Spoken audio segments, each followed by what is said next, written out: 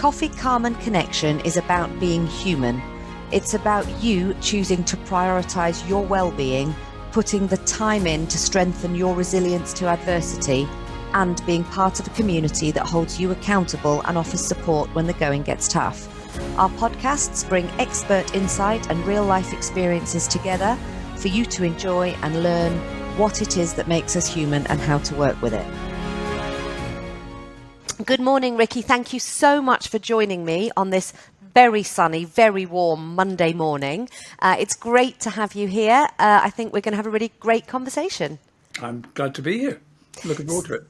Fabulous. So for people listening, we've got a relatively specific topic that we're going to chat about today, which you've got some really interesting insight and first-hand experience, Rikki. So if I introduce the topic as discovering and hiding one's identity and the emotional impact of, I think that can cover a huge number of people and experiences and traits, but we're going to talk particularly around your experience today. So I wonder if you want to give us a bit of background, Rikki, into who Rikki is and what your experiences are.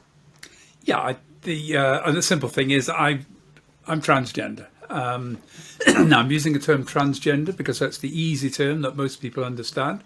As a sort of a community, the LGBT community has spent most of the past 10 years inventing a whole range of new labels. I think Facebook got to 71, and I checked those out, and they'd missed loads.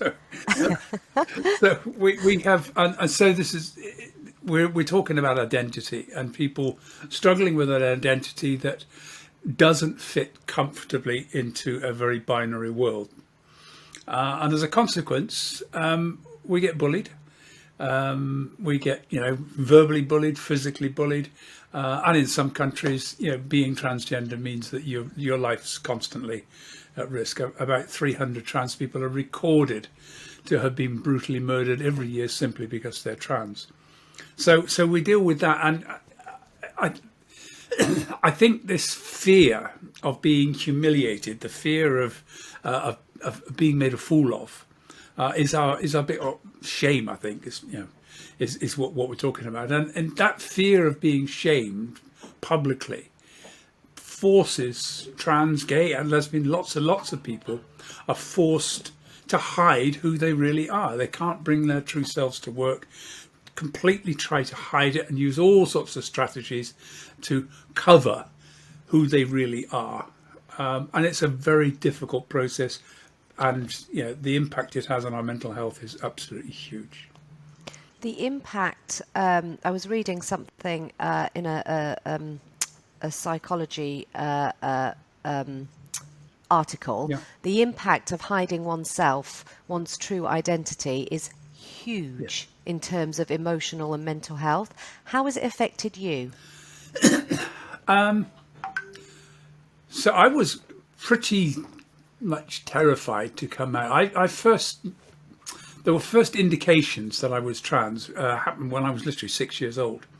And that was simply the teacher at the school that I was at noticed I didn't seem to get on with children of my own age. And I was referred to a child psychiatrist who assessed me and said, he's a couple of years ahead of his age mentally. So I was put up a year at school. But they really misdiagnosed it. And I'm quite glad they did. I'll explain in a minute. Because what they were seeing wasn't that I didn't get on with children of my own age. It was that I didn't get on with boys of my own age. I was okay with older boys, but I also was okay with girls. But the problem is back then, we're talking about the 1950s, 56, 7. There was a huge separation between boys and girls, far more than it is now. I mean, literally separate entrances into the school for primary schools, boys entrance, girls entrance. And activities, everything was segregated by boys and girls. Boys did one thing, girls did something else. And through most of my life, I experienced that sense that, if you were a boy, these were the rules. If you were a girl, those were the rules. And they're still there. But they were almost like institutionalized at that stage. It was almost accepted that was the way things were. And And so feeling as a boy that actually I should be a girl, and that sort of happened a few years later. I wasn't really aware of it, but if people had looked, they'd have noticed I preferred girls' comics and I liked girls' things. I was in a family of 4 kids, and there's only 5 years between us, so we were quite a close family, 2 boys, 2 girls. So it was the perfect kind of family. But the challenge happened about a couple of years later. I was I had to go to another school in another county, and they'd put me back down a year, so I really wasn't getting on with school then. And there was a friend there, a young kid, part of a really big family, 11 kids. And the problem with being in a relatively impoverished family of 11 kids is you end up with clothes that are handed down all the time, which is okay unless you're a boy and most of your older siblings are girls, which is his problem. So he'd come to school in a pair of girls' knickers. Got changed for cross-country running. One of the boys spotted it, and they just piled in like a scene out of Lord of the Flies. Humiliating, jeering, shouting, laughing. And I'm standing there thinking, oh my God. I couldn't possibly help him, because if I did, that would actually bring all that onto me. But I just remembered that I thought, no one can ever know. I can't tell my mum, my dad, the teachers, friend. No one can ever know that I wish I was a girl, that I like wearing girls' clothes. And that just became something I had to hide. And it isolated me for the rest of my life. I couldn't become part of groups because I wanted to be off doing my own thing. If I could have been accepted as a girl, it would have been fine. I would have had some girlfriends, but all the time the girls saw me as a boy, and therefore there were these rules about engagement. When even at that age, there's still, boys can't play girls' games. If you play with a doll, you're called a sissy. So there's all sorts of really, really awful enforcement that goes into making sure that we conform to the gender rules. I think that must have been incredibly hard, particularly in the 50s and 60s, because where we are now is a whole world away from where we were then in terms of acceptance and understanding of mental health and people and identity. So that must have been incredibly hard. And also, that is a really pivotal lesson to learn very early on. I cannot be who I want to be. How's that? How do you think that has impacted you on your sort of teens, early 20s, and brought you to where you are, where you sort of felt able to go, actually, I am who I am? I kept that secret until I was about to get married,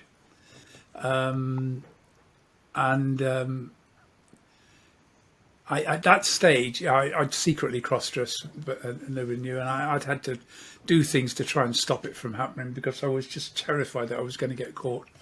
And I knew that what happened if you got caught being trans, the chances were you're going to end up in the papers somewhere. There would be all sorts of really silly headlines. But I was really worried about going into a marriage and that being a secret.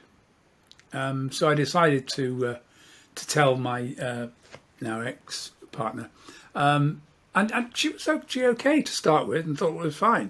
I even thought the whole idea of cross-dressing was actually a little bit of fun. But it was one of those things that it's fun, but it's private fun. Nobody else could know, and certainly parents couldn't know, and the kids couldn't. Once the kids came along, we don't want to. So that's the problem that happens. That you can do something which actually plays into a relationship, and you can make it work. But immediately you're then faced with the same problem. It's all about shame. If I go out, if people find out about that, not only am I shamed, but everybody around me is shamed. When a trans person comes out, they don't just out themselves, they out the family, they out everybody who's connected. And therefore, around half the people I knew when I did come out, which wasn't until I was in my 50s, back away. They just think, no, I don't want that. I don't want to have to explain that I have a brother who's now, trying to be my sister, and it really put a huge, amount of pressure. Some of my kids don't like it. Some of my siblings weren't very comfortable. How has it? Are those relationships able to have No. got over or has it sort of really genuinely ended some Oh, it's family ended some relationships? family relationships. I mean, there's no real relationship there. They exist. If I contact, there'll be contact, but there's never contact coming the other way. I don't particularly want to name who they are, but parts, No, some of members of course. my family, mostly male, have a problem. I told my mother she had cancer, and I thought she knew. I thought along my life as a child she'd picked up things because there were odd things that had happened. And I told her, and she said, "Oh, right." And that was it. End of conversation. We never spoke about it again. She died a few years later. And then I came out. I didn't actually come out until after she died. It wasn't the reason, but it happened. So I told my sisters, and I said, "Oh, look, I need to explain I'm transgender." They said, "Oh, yeah, we knew." So how do you mean you knew? Yeah, well, Mum told us. So the conversation had been had with other members of my family about what this is about, but the conversation had never been had with me. So that's what happens. It's like it's too uncomfortable to even talk about. And that's really difficult because it's cyclical, Yeah. isn't it? The shame cycle. And so you never kind of get out of it. To get out of it takes, I don't know what, some sort of event that is huge. And actually that, I don't know, I'm supposing here, but your mother's generation perhaps would have found it even harder to talk about. So maybe her outlet was to talk to siblings, Oh. which cannot have made you feel very nice. No. Well, I mean, bear in mind, I'd grown up with homosexuality being illegal. Yeah. I was 17 before it was decriminalised, but that didn't actually stop the problem. It was to be honest, it was the 90s before we actually started to see any real changes. Because what happened after decriminalisation, it was only made legal for consenting male adults over the age of 21 and in private. And the courts interpreted in private as no one else in the building. So even going into a hotel with a gay partner and going into a room was illegal. And the Wow. courts, so the hotels would, allow it to happen, then phone the police, and that's it. Then they'd come and. Well, it wasn't until, was it 2010 where it was legal to actually get married? Marriage was 2013 because we had 2013. civil partnerships in 2004. That was The it. period from about 1999 to 2010 was the biggest period of change. And I think when Tony Blair's New Labour came in, they came in with a platform to say we're going to totally change attitudes to protected characteristics, to disability, to religion, everything. And that was not without its challenges, because obviously some religions have a real problem with sexuality, and that had to be dealt with. So what we saw was this really incredible change, and that was literally the point I came out. As all those changes were happening, it became illegal to sack someone because they were trans in '99. So I decided to come out because a few things had happened. I was in a relationship had broken up. I'd had a bit of a problem with tax and lost my house. And a few other things. So the company I'd been doing a lot of work for got taken over and cancelled the program that I was basically running. So all of a sudden, I had, work had dropped, relationships had gone, house had gone, and I was on my own. And for the first time in 30 years, thinking, I've got nothing to stop me right now from coming out. There's no reason. I was well known. I wrote for a lot of financial services press. I was a top speaker. I set up the the Professional Speaking Association, and I was a master of a Freemasons lodge. So there were a whole bunch of things which weren't going to fit. But I decided 2002. I'm coming out. I'm going to do it, and it was. Initially, I thought it wasn't going to be as bad as I thought it might be. It turned out it was worse than I thought it might be. There's something strange. Even though my business fell off the cliff, nobody wanted to book me, everything became really quite tough. At the same time, I was being me. And I'd gone to a conference in America, and somebody I'd known quite well, but didn't know I was transgender. We started having a conversation. She suddenly registered, and she wrote an article. She said, the highlight of my conference was meeting Rikki Arundel. It wasn't the incredible transformation from Richard to Rikki. It was the fact that she simply sparkled as a human being. And I thought, what a lovely thing for someone to write. And a couple of other people had made similar comments. One family member had said, "Oh my God, I've just never expected this, but you were a stuffy old businessman. Now, well, you're really cool." Wow! And so you don't realise how much you're hiding. And this was it. I had to perform the role of Richard. It wasn't a natural thing for me to do. And it's only now I look back and see, actually, I wasn't doing very well with it. It was stopping relationships. It was isolating me and making me feel lonely. So most of my life, I was having to hide who you really are isolates you. And isolation as a social being is one of the most detrimental things you can do. Do you know what broke my heart the other day? So my middle daughter is 9, and she's on the ASD spectrum, so she's got a diagnosis.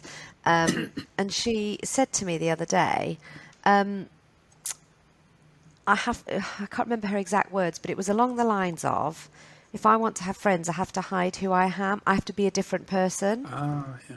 And she said those words as she was going to bed one night, and I thought, because she is quirky and wonderful and incredibly intense, but she has to take all of those little characteristics and quirks that make her. She just has to hide them because she's not conformist. Otherwise, she doesn't fit the box that she should be in, and it broke my heart, because I think whether you are I don't know, transgender or whether you're it's sexual orientation, whether you are trying to hide a particular trait you don't like, autism or no, autism isn't a trait, but or a chronic shyness or whatever it might be, that need to be a different person is incredibly hard. I wouldn't say. I mean, 43% of LGBT people are too afraid to come out at work and tell people who they are today, despite the Equality Act and years into it now. And I think the last 10 years, since it's really since Brexit, since about that time, we've had this quite awful polarization taking place, where it's almost as if Brexit gave permission for people to be non-peace, to be discriminatory. All of a sudden, people were allowed to say things online, and they weren't being challenged, and that's spread into all sorts of areas: racism, disableism. All those isms suddenly have surfaced, and we think it's all been under wraps. I did a workshop for a quite well-known boys' school, public school, and I used on the presentation a product called AHA Slides, which enables the audience to just use their mobile phones to ask questions.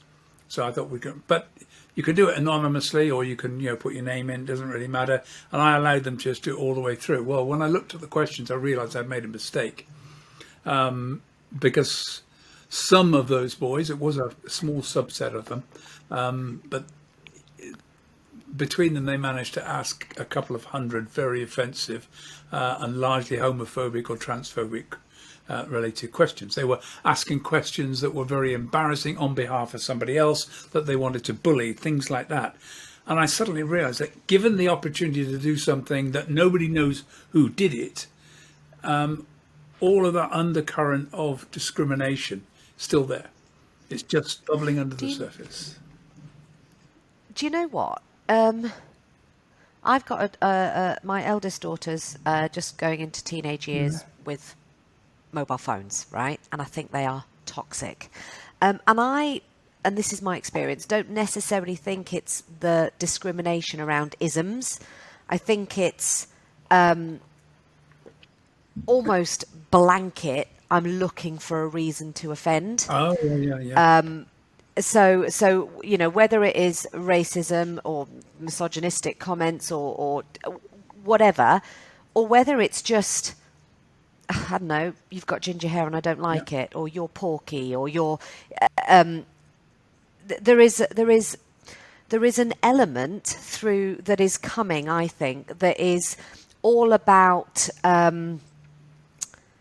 there's two things, right? I've got two things, and I wonder what you think about this. So one thing is the anonymization of online, given too young, is a problem. And Mike Tyson said something, I saw a thing on Facebook, which I thought was brilliant. Way too many people are getting used to saying way too much stuff without being punched in the face, right?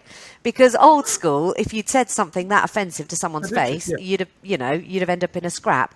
But we're too almost politically correct now to say boo, to say no, that's not acceptable. And you add anonymization into that and people just go for the jugular all the time. And one of my worries that has been asked of me with Coffee Calm Connection is I'm putting myself out there as a working mum of 3 kids, juggling too many balls and, dropping most of them a lot of the time. There will be people that pick up on that. I'm not a good enough mum, or whatever it might be. And am I prepared for that? And I don't think I am. But that's a conversation that I've had. So the anonymization of social media, I think, is a really big thing. There's another thing that worries me, and that is this idea that that it's taking away what I'm intending and putting it on what you're feeling. So I might say something to you or my husband or, the man in the street that you find offensive, but I haven't intended it to be offensive. And it might be I've got a term wrong or something like that. And and that's really difficult. If the world is judged on the subjective, whether or not I'm offended, rather than what the person actually intended, I think that's quite difficult. I think there needs to be education around self-awareness, understanding your so if my daughter makes a joke that actually would be funny coming from my husband, but from her it's just obnoxious, she hasn't recognized her audience, right? So she's got learning and to do, but there might be a circumstance where it's very, very sensitive to be offended by something. And I'm talking about me. Like, I was driving the other day and my daughter touched my underarm. And I said, "What are you doing?" And she went, "Mummy, it's like a big sack of fat."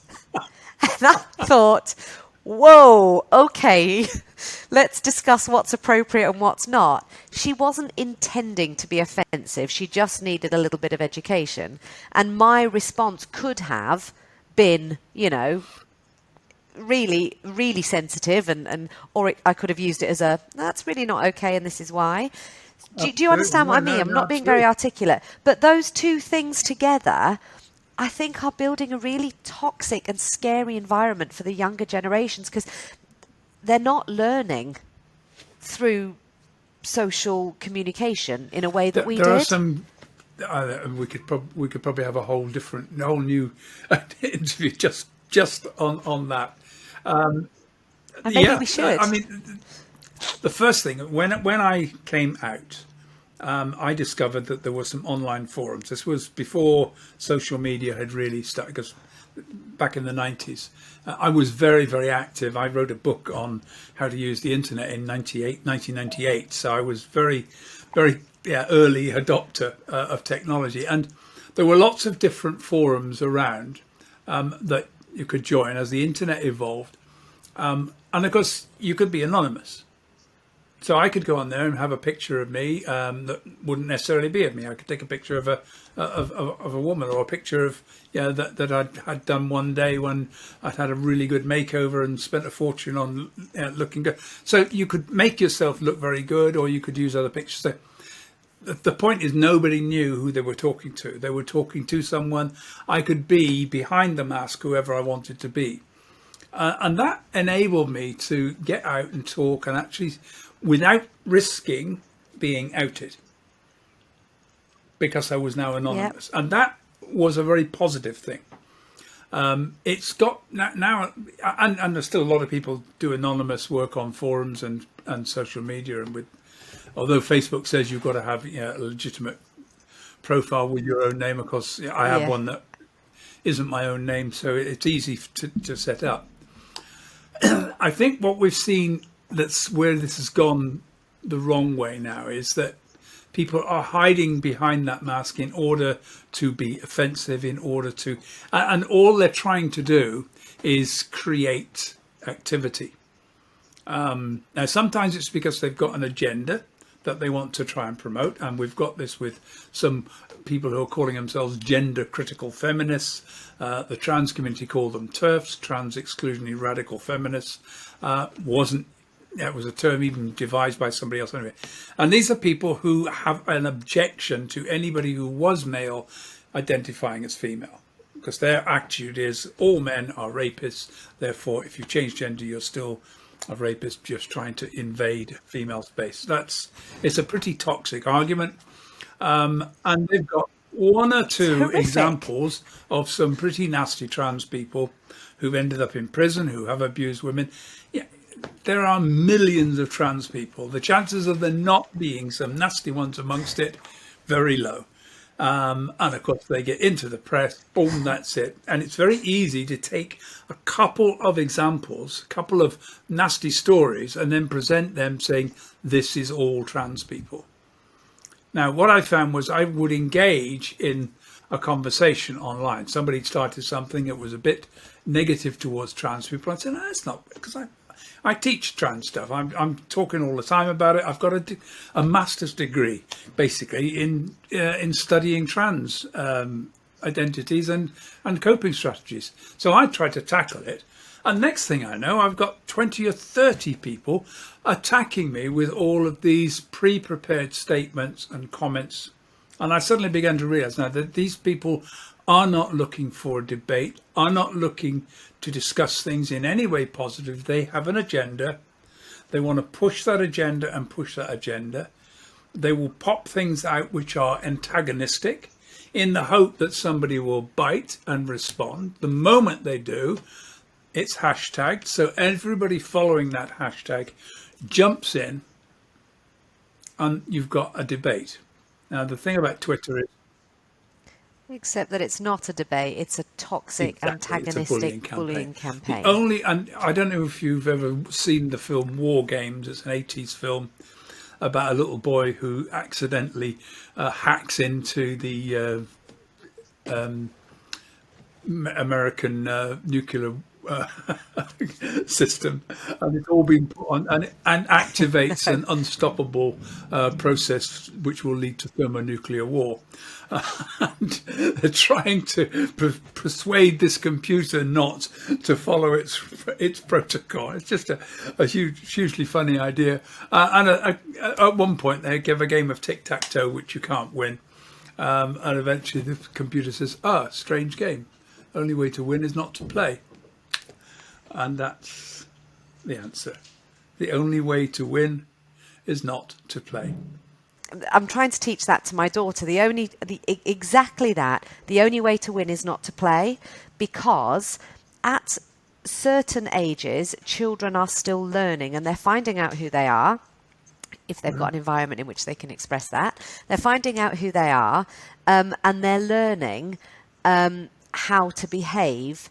And girls, particularly at this age, can be quite brutal because they haven't got. I don't know what it is, but they can be quite brutal, and the anonymisation of the phone makes it even worse. And I keep trying to say to Natalie, there are certain individuals that you will come across in life.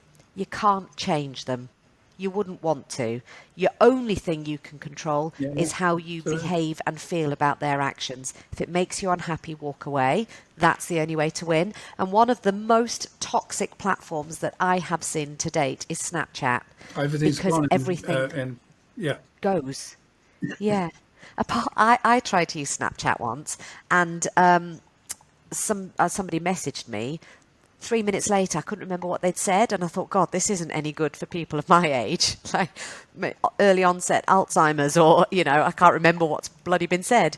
But for her age, it can be used as a hugely effective bullying campaign. And one of the things I didn't foresee about it was if you have a Snapchat account, then anybody can say you've said something when you haven't. And she's experienced that, so she now doesn't have Snapchat. So I'd sort of thought about it in terms of actual what people say to you or what you can say to other people, but I hadn't thought about it in terms of a third party saying to a fourth party, so and so said this about you on Snapchat and I can't prove it, but believe me.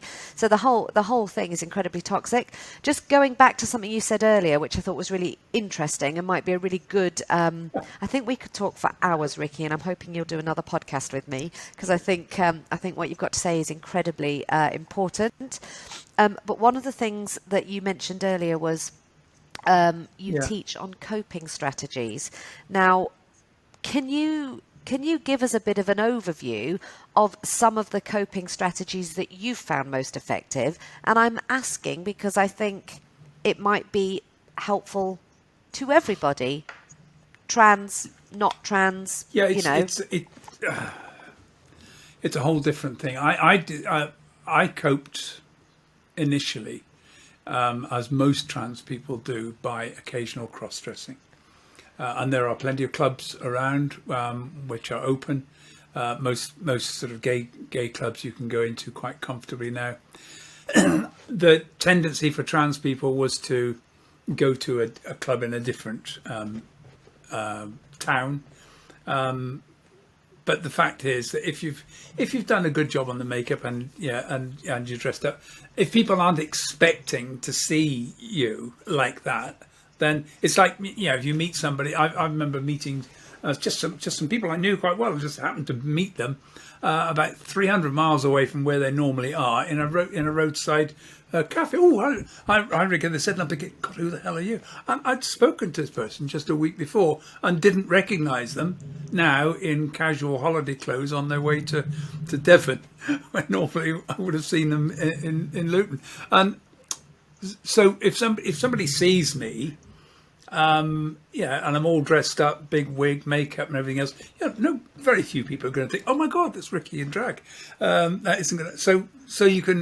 So that's one coping strategy. Is you can get into a community, and I've had friends who quite literally live separate lives.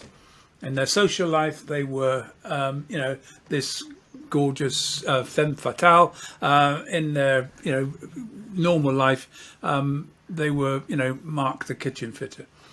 So, and the two never met.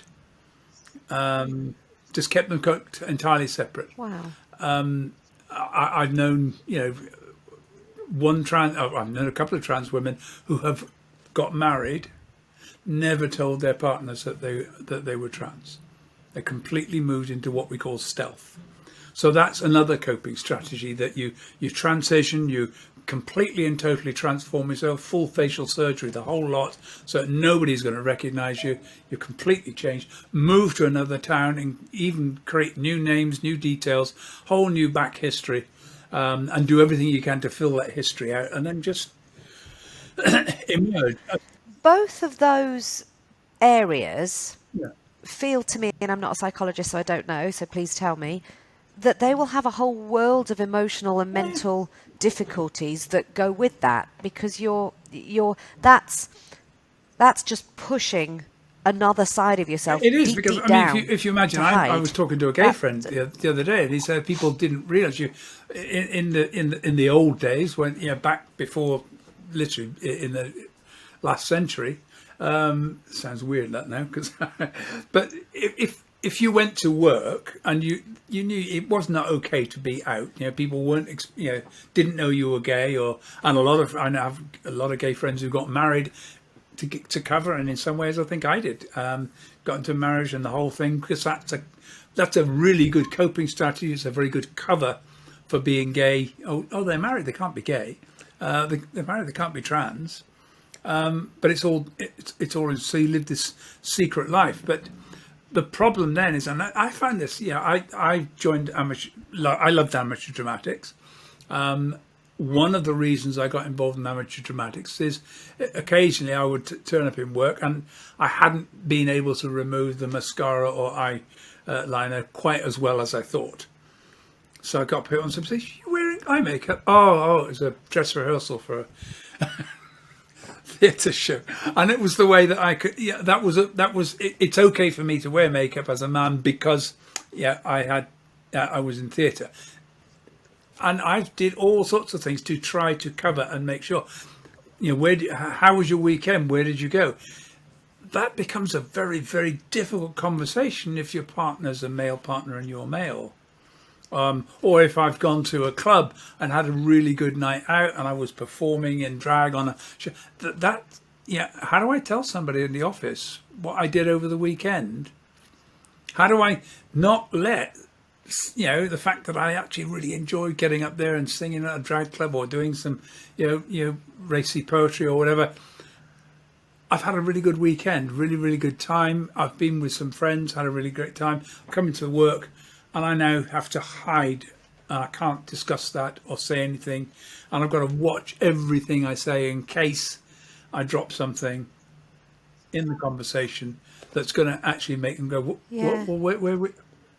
And again, correct me if I'm wrong, these are covering strategies rather than coping strategies.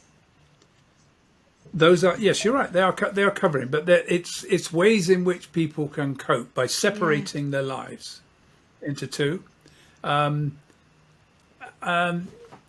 mean, the best coping strategy of all is to change gender, come out, and let everybody know. That is a coping strategy. Sorry, but you go. A terrifying one. Do you, if you could go back to your younger self, what piece of advice would you give your younger self?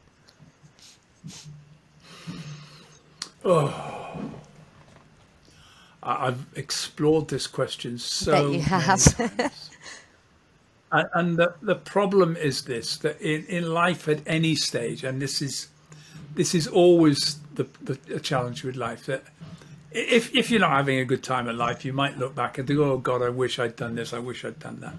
But I actually have enjoyed my life, and I've done some really good stuff. I've had some very senior positions in jobs. I've worked in marketing and technology. I've traveled all over the world, stayed in some of the best hotels as a speaker.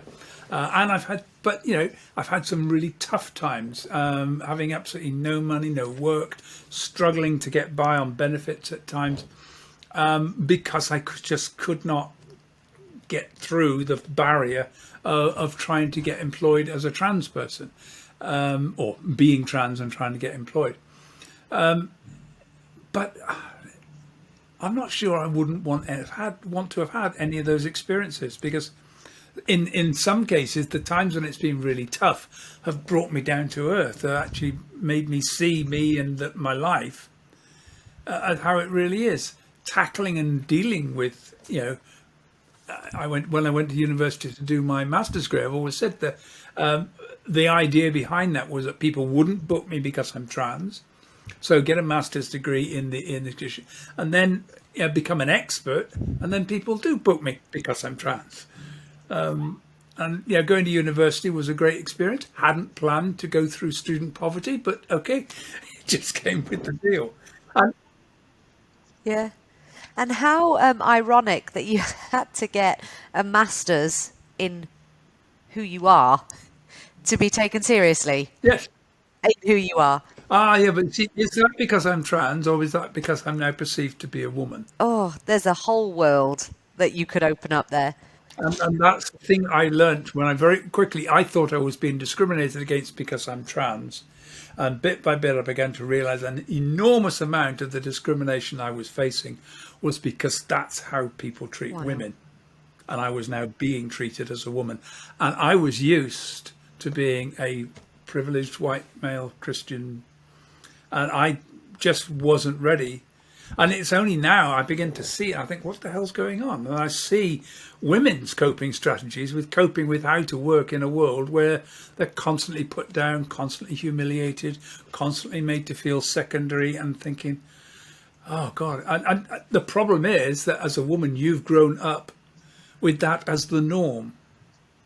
It's only because I grew up with privilege as the norm and then lost it all and became female that I experience and see it much more clearly than most women do. Do you know what? I, I, d- I have not experienced that, and I work in a male orientated, so Coffee Calm Connection isn't, but my other company is In financial services, yeah. male dominant insurance financial services, and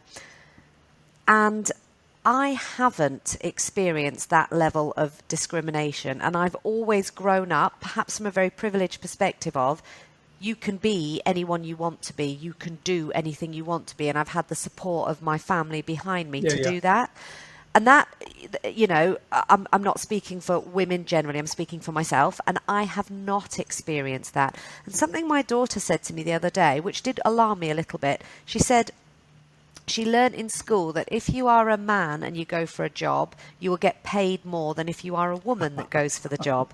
And I said to her, in your 12 years of life, give me an example where you have missed out because you, and she's at a private school on a sports scholarship, and she's elite level gymnast, and she's doing really well in all of her class. Give me an example where you have felt.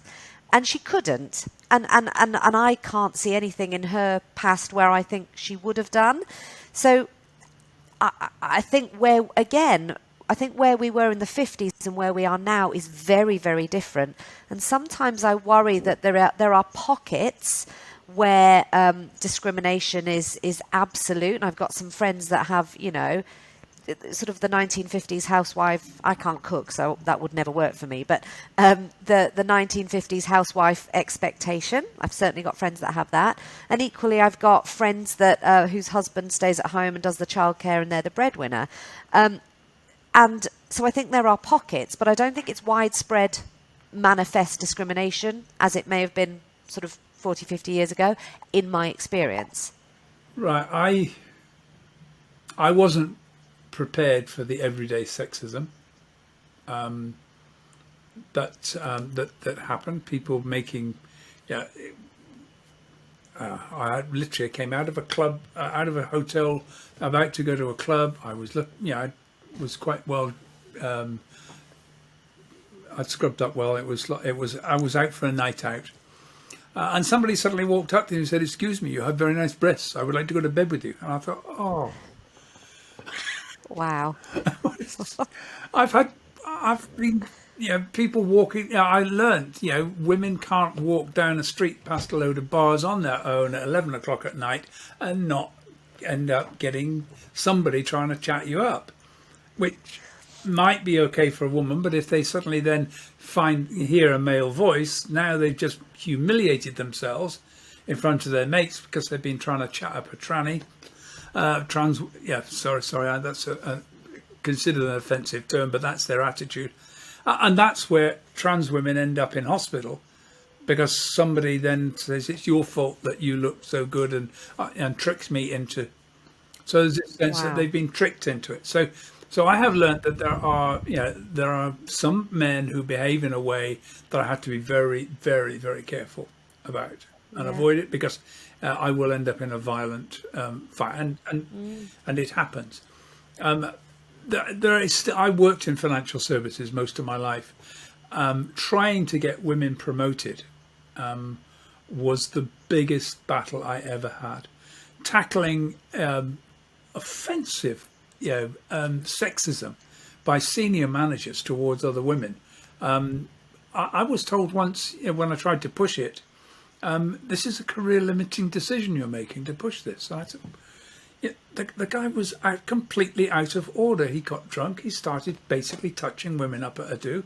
Yeah, he needs to have record on his personal file to tell him that that was wrong. Well, he's just John, and we just let this go. I thought, no. So I've seen through my life, because of who I am, behavior towards women that was inappropriate. And when I changed gender, I started to experience it in a big way. Yeah. I also saw women not doing things. Women often afraid to get up and speak in public. And I began to realize that, tell you so, I was walking down a road once before I changed gender, and there was a very, very attractive woman walking down the street. It was a sunny day. She was wearing a figure-hugging orange woolen dress that was only just slightly different to the colour of her skin, which made it look as if she was actually almost naked walking down the street. I just happened to walk past her, and as I'm walking past her, I felt something really weird. And I thought, what the hell's that? And I looked around and I suddenly realised that in every window in the offices, in the buses, cars, everywhere, every single man was looking at this woman, and it was like the energy, and it was a very uncomfortable energy. It was energy she seemed to be enjoying. She was walking along, smiling, and almost lapping it up. I sort of stood back and thought, whoa. Now, I've only ever experienced that feeling once when I was on stage speaking and forgot what I was supposed to be saying. And suddenly the audience turned from a smiling audience into in my mind, it became a hostile audience. And you can feel that energy. Mm. You can feel the way people are going. And those are things which I did. I've done the same thing. I've dressed up in a way that basically got loads and loads of attention. I stopped traffic in Dublin once. I think the most exciting my life has got is I was out for a run a while ago with the dog, and I got beeped at by a white van, and I was so utterly confused that I fell over flat on my face, and the dog just sat there looking at me, and I just thought, oh, Sarah. Oh dear. Well, Rikki, I have really enjoyed speaking to you. Thank you ever so much for your time. I really appreciate it. Thank you for listening to today's podcast. Your reviews, shares and followership is incredibly valuable to us. If you'd like to know more about our work through Coffee, Calm and Connection and how we can support you, please email us at hello@coffeecalmconnection.org or follow us on social media. Thank you.